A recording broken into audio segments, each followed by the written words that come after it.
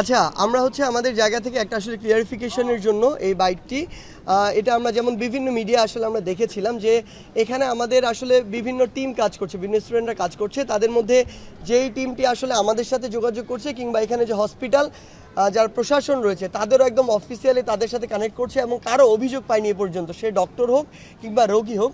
এখানে এই টিমের আমার সাথে 4-5 জন রয়েছেন। আসলে গতদিন একটা মিসকমিউনিকেশন এবং মিসইনফরমেশন হয়েছিল। তারা তাদের জায়গা থেকে বলেছে যে কিছু মাদ্রাসার স্টুডেন্ট এখানে ডোনেট করতে এসেছিল এবং তারা অল্প সময়ের জন্য তাদের কাছে কিছু টাকা, সম্ভবত 1-1.5 লাখের মতো টাকা রেখে তারা গিয়েছিল।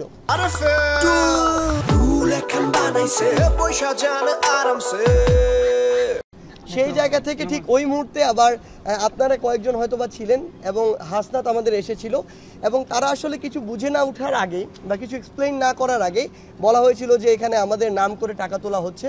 সো আমি সবার সাথে, আমি এমনি আসলে এরকম একটা প্রেসে কথা বলছি না, আমি অন্তত 7-8 স্টেক হোল্ডারের সাথে, বিভিন্ন পার্সনের সাথে কথা বলেছি।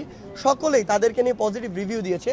তারা ডে 1 থেকে এখানে কাজ করছে এবং যেই মানুষগুলা একদম ভলান্টিয়ারিংয়ের জায়গা থেকে এই কাজগুলো করছে, এত কষ্ট করছে, তাদেরকে নিয়ে যদি এরকম একটা ব্লেম দেওয়া হয় আসলে না বুঝে বা ব্যাপারটা ক্লিয়ার না হয়ে, এটা আসলে শুধু তাদেরকে না, যারা এই স্বেচ্ছাসেবকের কাজটা করছে সবাইকে আসলে ছোট করা হয়।